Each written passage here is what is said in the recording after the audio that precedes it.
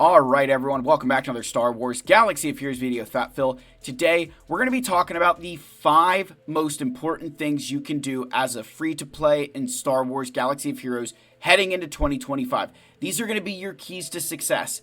And I just want to make sure we understand, when I say free-to-play, I'm looking at those players who don't actively spend money, right? Free-to-play is such a broad term. For a long time, I think it was a really great term that kind of said, hey, you know what? If I'm saying I'm free to play, you have a general idea that my account does not have any of the new stuff, any of the good stuff, and I need help. Nowadays, you could be a free to play with 13 million GP or 12 or 11 or 10 or 8 all over the place. And so instead, this is going to just be some principles, some things to do. And I'll make sure to kind of reference certain GP thresholds along the way because I think that is going to help you. If you're wondering, am I going to release a 2025 free to play farming guide? I might try, but I'm not going to lie, it takes a lot of work to do that. And with the current raid situation being what it is, I get less and less confident in the,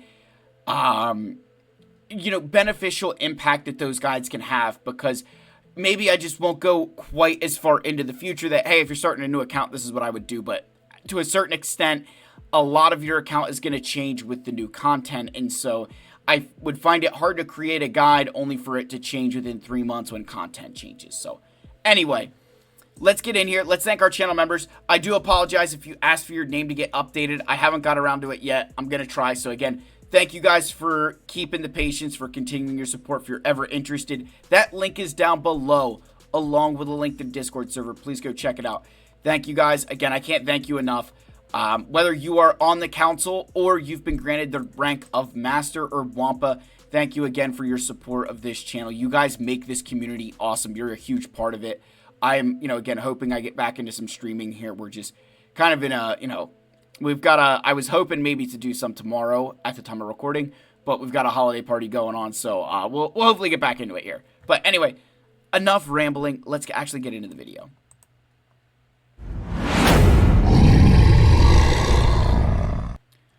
Alright, folks, so, music stopped. There it goes back on. Alright, cool. I want to make sure we didn't have a malfunction there. The first thing you need to do as free-to-play is shore up your fleet arena. I saw in one of my recent videos, somebody was like, yeah, Phil, the Lightspeed bundles really killed me. They made me go get Executor because everybody got Negotiator. That should have been the first thing you do. If you are a free-to-play, you have to shore up Fleet Arena. Fleet Arena is the place where all of your crystals are going to come from. Until you make the Kyber level of Grand Arena and are going 5 wins for 4 losses consistently, Fleet Arena offers more crystals getting first place every day. So if you're starting a new account, you're still in that early stage, get Executor. There's no other thing you can do that's more important than getting Executor as soon as possible. And with that, you need to farm the Punishing One. I don't care what level you are. You're just starting your Executor farm, or you are 14 million galactic power. Get this ship to 7 stars as soon as possible. It is the difference maker. This is the new TIE Dagger. This is the new TIE Defender. This is the new ship that's going to make the difference between a good fleet and a great fleet. If you don't have this thing, your Executor is opening itself up to a whole other array of counters that you're not going to want to lose to. So I 1000% to my core believe that this ship is going to be what keeps a lot of people relevant inside of Fleet Arena for a long time. With that, I have a big change to my mantra. I used to always say that Profundity was that second GL fleet you get because you didn't need it at 7 stars for it to be good. That it was a fantastic ship even at 4 stars. With the Punishing One in the game now, that's no longer the case. Profundity really struggles against Executors. So I'm going to tell you, you got to rush to get Leviathan. That Leviathan needs to really work its way up into your farming plans sooner than you think. Because you don't want to be in that position where you're lagging behind on it. It takes a lot longer to get fleets. So you need to be building for it a lot earlier. And yes, in 2025, we're probably going to get another new fleet, another new meta fleet. And the question you're going to have to ask yourself as a free-to-play, if you weren't in position to get Leviathan in 2023 and in 2024 even, are you going to be able to get the new one in 2025? Most likely not. So go get that top tier A fleet now that S tier fleet now, and hopefully it still has some relevance to the new one. So I want it, like, you've got to shore up Fleet Arena. That's the key principle, number one, to being successful in 2025. Next is Proving Grounds. And you're like, Phil, well, what if I'm not 4 million? Bloat there. Get to 4 million as soon as possible. The thing with Proving Grounds that's going to be super important is focusing on those characters that are immediate impacts. That it's not like your Ben Solos or your, Darkside Ray and, the characters that are GL lifters, Maul, like Darth Bane, almost immediate impact. Throw a Sith in there and you're fine. But I'm really looking here at Darth Malgus. Again, that Fury class Interceptor is what is going to hold a lot of people up from getting Leviathan. So, the sooner you get to 4 million and are completing Proving Grounds and getting to that Malgus tier, getting to that Fury class Interceptor tier, that's going to be the important part. That's going to be the way that you're going to have to be successful in this game as a free-to-play, is making sure that you are hammering Proving Grounds, that you are getting through Conquest as much as you can. You have to squeeze out every bit of rewards you can. So that was one of the big reasons that I was, really saying, hey, shore up your, fleets. For Proving Grounds, you really need to make sure you're getting those shards. You can't afford to miss those things. It's so important. So I implore you to do this. All right, the next thing, guys, and this kind of falls off the back of the video I just talked about with Relic 8s. As a free-to-play in 2025, before you're trying to decide, should I increase relic levels on a character, increase their mods. Get their mods to the point that you've squeezed every last stat out of that character, and the only way you're going to make them better is to put more relics on them. As a free-to-play, what you have to do is take advantage of everything you can in the game to a degree that most other accounts do not. That means getting in there, doing every galactic challenge, squeezing out every last little reward that maybe somebody else isn't, to kind of claw back into, relevance, right? You've got to do the same thing with your characters. You need to make that Drogon, that, Terran Malicos, Rey, Supreme Leader Kylo Ren, make them so good at Relic 7, they're basically a Relic 8. That you almost don't see a drop off in that performance because of how good they are. I promise you guys, that is one of the biggest keys to my success, was that I pushed my mods to the limit, and therefore, when I did make some relic level increases, the jump was huge because I already had that base of solid mods. So make sure that you're doing that. Mods before relics. Before you're like, hey, do I need to upgrade my relics? Ask yourself that question of, should I do their mods first? All right, next, guys, farm smarter, not harder. So this can go a couple of ways. You've obviously got those little cheat things where it's like, hey, this character's here or here. I'm going to put them in the best location possible and farm them. I'm not going to waste resources farming Grief Karga out of the, Galactic War Store when I know that I need to get,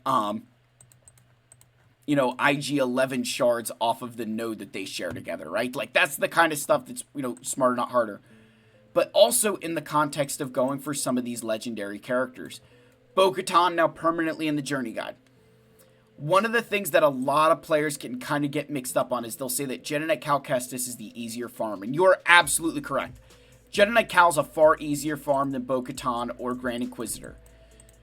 It's 5 characters, but they're only gear 12. You only need them at gear 12. So there's no relic materials that you need to spend to unlock Cal.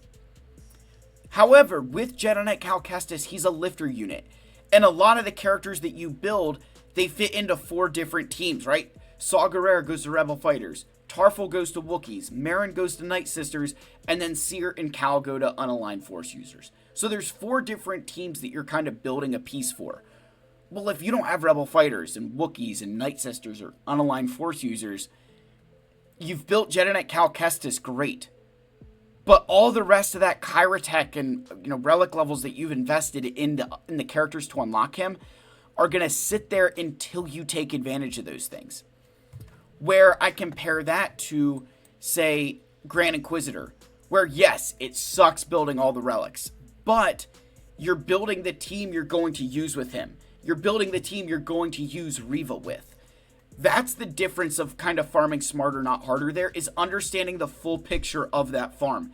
Yes, you're spending some more up front, but you're getting a complete team at the end of it. Another really good example there that I had was Bo-Katan Mandalore. Yes, it sucks having to do the Relic 7s, but 3 of her requirements go right into her team. So it's super easy to get great use out of Bo-Katan Mandalore early, because you've built her team already. You don't have to go do all these extra steps in order to get ready to use her. It's one of the keys of, it's one of the key keys. It's one of the key things you can do to be successful as a player is understand that, yes, you're spending more upfront, but you're getting a complete body of work out of that character. All right, guys, and the final piece of advice I have for you, and this is going to sound really cliche, but understand you've got to find the right guild, and maybe you're already there. And I'm going to use mine with me as an example. So, like, Mando's is probably the guild that suits my style of play best. It suits my lifestyle best. We take territory wars super casually. We don't really care that much. That allows me, the amount of time that allows me during the week and weekends during a territory war week is astronomical. But it's also the mentality of the officers and the way that they work. Like, we just have hit 43 stars in territory battles. And that's a testament to the work our officers put in and a work to the people that are in that guild that we've bought in, right? It's a big deal. But we work together to a common goal that, they allow me to play the style that makes sense for me while making sure that I'm still helping them. And one of the good examples here is, I forgot to put, the main reason guy in here. So we've got my Wampa at Relic 9. Everybody knows I had him at Relic 8 for a long time. And when my guild was getting ready to go to Malachor, we needed a Wampa for Relic 9 operations. And there were people who were willing to take their Wampa to Relic 9, but theirs was sitting at Relic 7. And our guild was like, no way, Phil's got a Relic 8 Wampa. We're going to, he wants to take him Relic 9 anyway, but we're not going to make you spend a Relic 8 and then a Relic 9. Just Phil can take his Wampa to Relic 9, and we can use you to spend resources somewhere else. And that thing happened in reverse with me, where we needed a Relic 9 Star Killer, and I said, hey guys, I could stomach that Relic 9 for Star Killer. And they're like, oh no, don't worry about it, Phil. Like, we have a million Relic 8s. And so it's one of those things where finding that guild that's going to fit your play style. I think a lot of times everybody gets blinded by rewards and doesn't fully understand the guild that they're joining might have some requirements that are pretty steep. I would love if my guild was, sometimes I'm like, man, I'd love if we were more serious in territory wars. But then I realized that I would have had to be worried about attacking in the last war, and I only did 1 attack. Right? Like, I did 1 attack. Who cares? There's no pressure. I didn't have to sit there glued to my phone during a territory war attack phase to make sure that I'm on when every single zone opens. And that even has bled into the decisions I get to make around farming certain things that a lot of guilds would have wanted Gungans to be Relic 8 and Relic 9. But instead, I was like, hey, I don't have those resources. I'll do the Queenie and Sweeties, but I can't do the Gungans. Mando's is a guild that allows me to be able to play the playstyle that helps my account, and in turn, it ends up helping the guild.